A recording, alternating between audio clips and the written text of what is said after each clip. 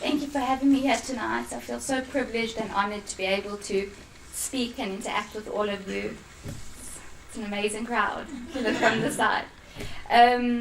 Just a background of who I am and where I come from. I am a designer. I come from a product, packaging, creative solutions background. But what I realized early on in my career is that I have a choice. I can create beautiful work, beautiful designs, beautiful packaging, beautiful products, but for the sake of. And when I say for the sake of, I mean we live in a society and a world of consumption. We are told that we need things faster, bigger, better, shinier, more exciting as we go along. And as we buy, we're told to reconsume and reconsume. And I can add to that and I can be a part of that. Or I cannot, and I can completely flip it, and I can use my creativity to come up with real-world solutions for real-world problems. And that's what I decided that I wanted to do.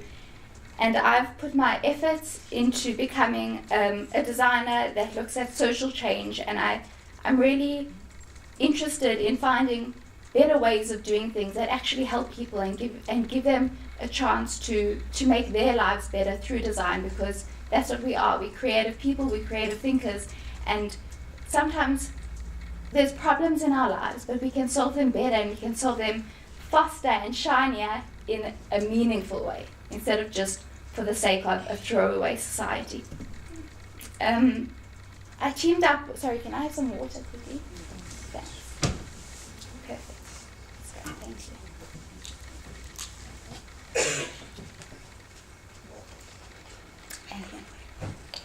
I teamed up with the Museum of African Design, which is in the Maboneng precinct in Inner Joburg, and together we started Mode Beta, which is, as Pindi said, the project educational space of a design museum. So if you think of what a museum is usually about, it's about the final product. It's about showing that end solution in essence. And what we're trying to do is to create a maker space within this museum so that people can come and start interacting together and coming up with better solutions in a collaborative way, so that it's not only about the final product, but it's about this idea of making and playing and creating and experimenting together, so that we come up with African, South African solutions for African and South African problems, instead of going internationally for them to solve it for us.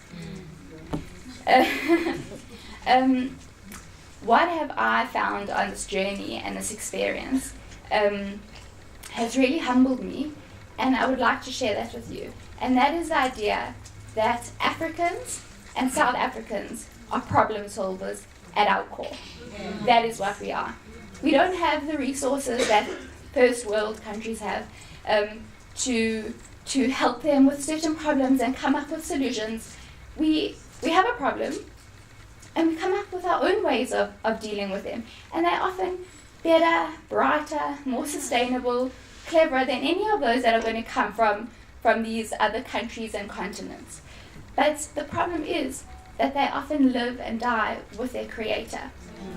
If we go to any township, village, city, community, you'll see amazing ways that people have dealt with problems within their homes, within their communities, but it's only those closest to them that get to see it. And those creators don't get to leverage off that and share their knowledge with the world and make money off it and get an income for their family off these amazing solutions that they have created within South Africa. So that's really what I have found so unbelievably overwhelming as a lesson through my experience at Mode Beta. And that's really what we try to bring to the table and help people with. So my role on a day-to-day basis is to start interacting with people who are making a change and to give them a platform and say to them, let's bring you in, let's start collaborating, let's come up with better ways of doing things so that you can earn some money off it. And with the museum, on the other hand, we're giving them a platform so that they can then get funding and get realization and people to understand what they're doing.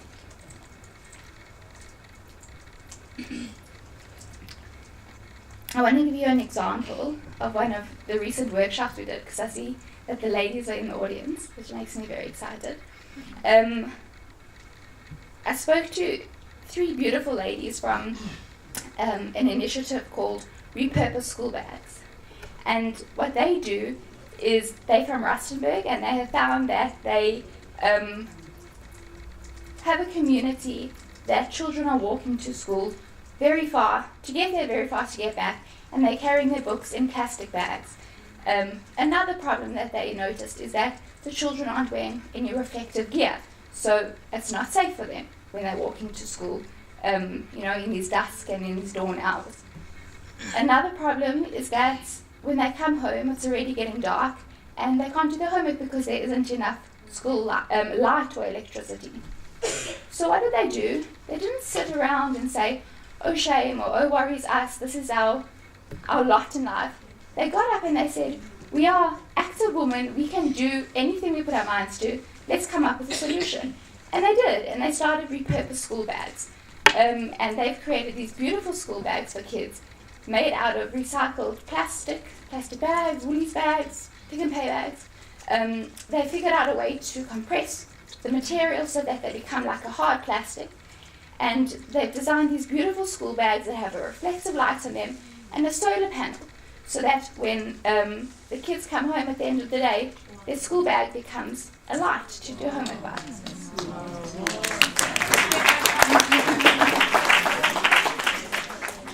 That's South African innovation for South Africans by South Africans. So, well done to them. But as we all know, women wear many hats, and my role, as yours does, extends beyond the workplace.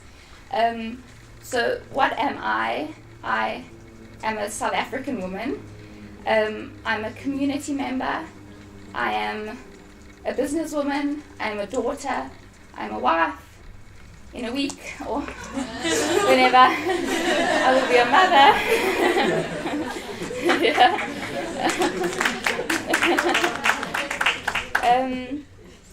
But for me personally, I don't think that there is a better time to be all of those above. When I look at the last 20 years that of our country and generally of the world, like how things have progressed, there were times when a woman was limited to only being able to be a housewife and to be a mother, and that is wonderful, but she was limited. Then there was a time when we really had to prove ourselves, and we had to work so hard to prove ourselves in the workplace that there was no space for the family life and for the personal time and the personal life. And I feel that I'm in a space where I don't feel bad for being all of these things that I am. And I feel that I can manage it, and there's no balance. There's no such thing as balance, because if there was, then you have to give 50-50, and who wants to give 50% to your children and 50% to your husband and 50? You don't want to do 50-50. You want to do 100, 100, 100, 100. So there's no such thing as balance, and it's not easy, but it can be done. For me, as a woman, we're nurturing. We made to teach. We made to help things grow, to help things develop, and that's our greatness. We're also astute thinkers, and that makes us excellent in business, and that's also our greatness. So there's no reason why we can't experience it all and live it all, and make it all who we are, truly and really 100% of all of it. What I have learned from the women of 1956 specifically is to be brave. It's to stand up for what I believe in, if it's in my home environment, if it's in my work environment. And it's also about not being so afraid to fail, but also not being afraid to succeed. I was so fortunate enough to hear a lady, Jessica Jackley, speak at a conference. She is the founder of Kiva, which is an amazing non-profit organization. But I want to share with you what she says, and this is what gets me up in the morning, and this is something that helps me through each part of my day and through each part of my blocked documentation, She says, everyone is a superhero because superheroes are regular people who decide to put on a cape. They decide to be great. And for me, that is the meaning of a woman. There's a lot that we have to do in the day, and there's a lot of roles that we take on. But I wake up every morning and I say, I'm going to do this, I'm going to put on my greatness, I'm going to wear it, I'm going to get going. Thank you.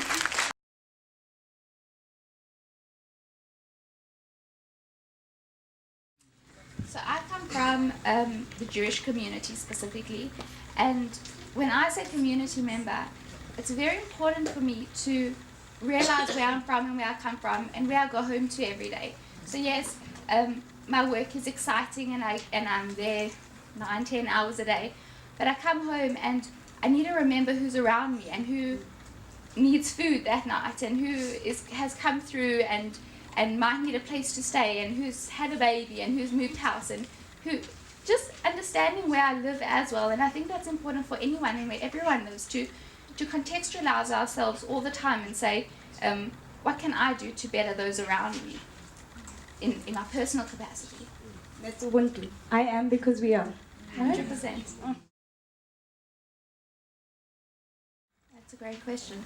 I don't think we have to apologize for anything that we feel.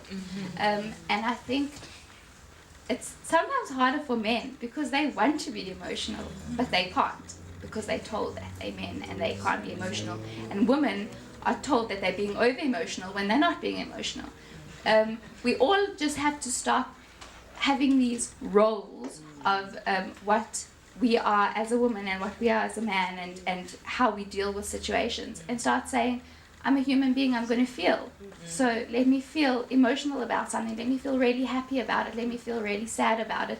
Because emotion is passion, and if we don't have passion, what do we have? I am the only woman in the whole building at work. When it comes to design in general, I think that women are very well represented in design, and I think there's a lot of amazing women designers and industrial designers, graphic designers, and so on.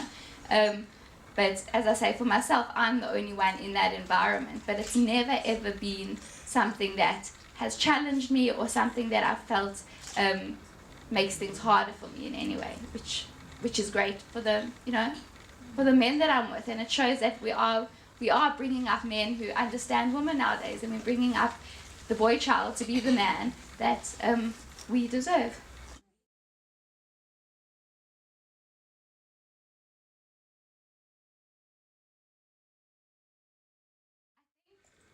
Failure is actually a very strange word because in my personal capacity in my life, I found that every time I thought I failed, it's actually been a detour to help me succeed further than I've ever been able to succeed. So, for example, I started off my studying career as in architecture, and 2 years in, I got really sick and I had to stop for a while. And I thought I'll go back to it, and then I actually decided, you know what? There must have been a reason why I got sick, and there must have been a reason why I had to stop doing this for a while and take myself out of that situation.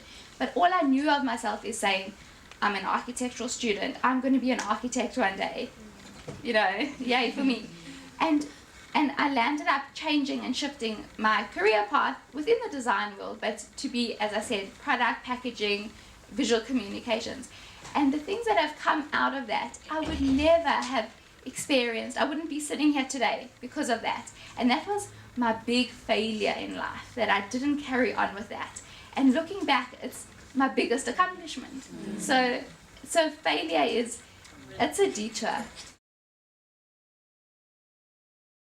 First of all, I am praying, which gives me that strength, and it gives me that time within myself to understand myself, to understand how I'm working through that day.